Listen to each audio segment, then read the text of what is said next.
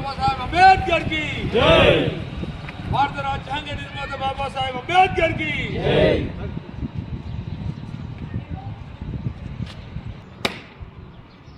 जय जय भीम जय भीम साधिदाम साधिदाम साधिदाम अंबेडकर आशयाలను साधिदाम साधिदाम। ఈరోజు ఉమర్ఖాన్గూడలో బాబాసాహెబ్ అంబేద్కర్ గారి 134వ జయంతి ఉత్సవాలను జరుపుకుంటున్నాము. ఈరోజు చదువు అనేది ఎంత ముఖ్యమో ఓటు హక్కు అనేది కూడా మనకు అంతే ముఖ్యం. కాబట్టి మనకు ఓటు హక్కు వేసే అవకాశం ఇచ్చింది ఈ గొప్ప మహానీయుడు గౌరవనీయులు డాక్టర్ బాబాసాహెబ్ అంబేద్కర్ గారు. ఎందుకంటే మన మానవ హక్కులు అనేది మనం ఖచ్చితంగా చేసుకోవాలి. దానికి ముఖ్య కారణం అతను ఈరోజు రాజ్యాంగం రాయడం వల్లనే మన హక్కులు ఏంటివి, మనం దేనికి పోరాడాలి, మనం సమాజం ఏంటి, అన్ని కుల మత భేదాన్ని తేడా లేకుండా ప్రతి ఒక్కరికి మానవ హక్కులు అనేది ఏంటో చెప్పినటువంటి వ్యక్తి డాక్టర్ బాబాసాహెబ్ అంబేద్కర్ గారు.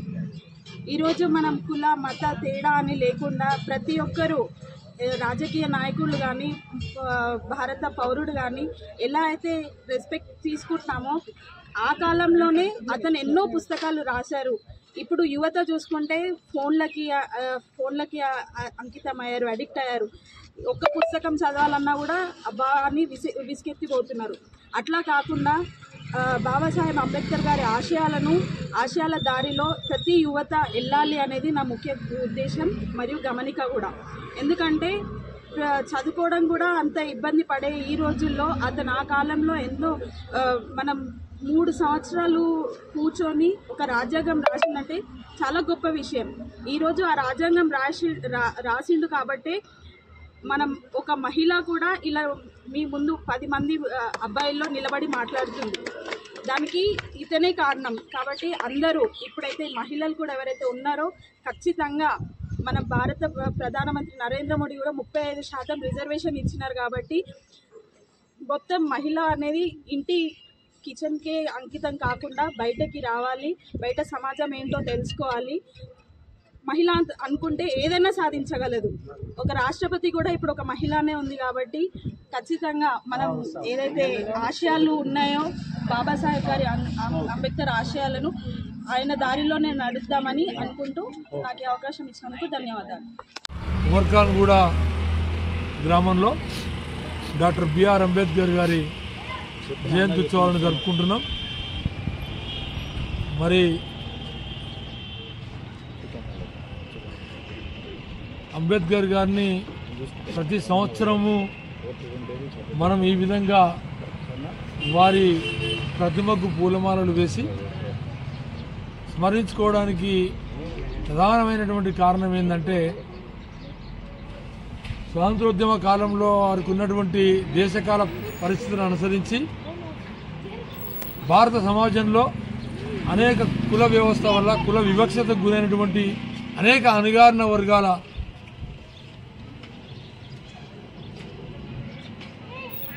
రెస్పెక్ట్ కోసం, అంటే ప్రతి భారతీయ పౌరుడు గౌరవాన్ని పొందే విధంగా కుల వివక్ష లేకుండా ఒక స్వతంత్రోద్యమం తర్వాత భారతదేశాన్ని కులం లేనటువంటి బానిసత్వం లేనటువంటి సమాజాన్ని, భారత సమాజాన్ని తయారు చేయాలనేటువంటి దృఢ సంకల్పంతో ఎంతవరకైనా ఎంత పెద్ద మనసునైనా ఎదిరించి మరి అంబేద్కర్ గారు రాజ్యాంగాన్ని రచించారు.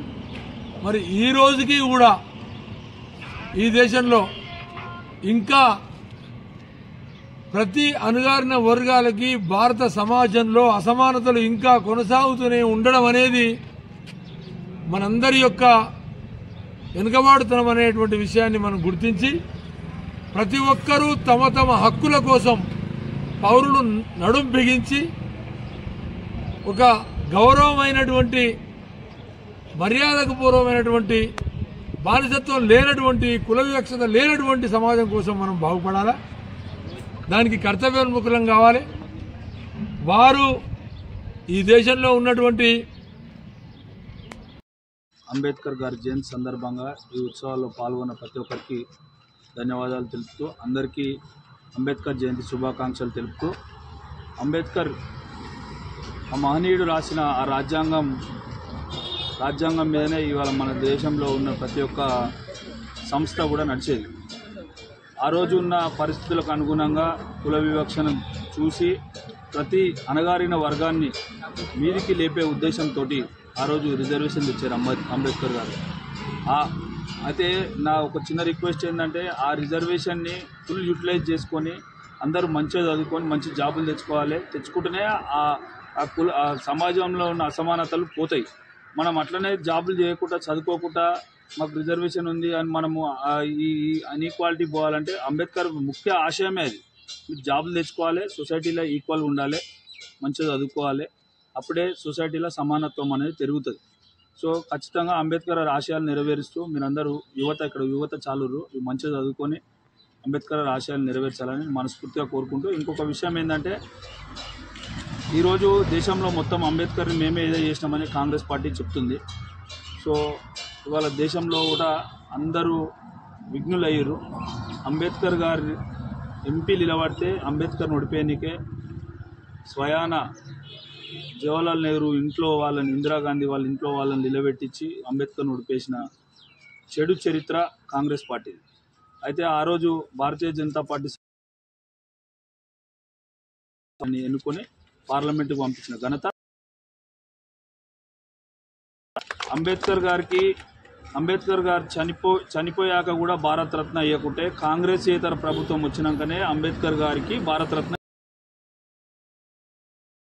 ఇందిరాగాంధీ కానీ జవహర్లాల్ నెహ్రూ కానీ వాళ్ళు ఉన్నప్పుడే వాళ్ళు భారతరత్న తీసుకున్నారు. అంబేద్కర్ గారికి ఒక్కరికి భారతరత్న అయ్యనికి కూడా వాళ్ళకి మనసు ఒప్పలేదు.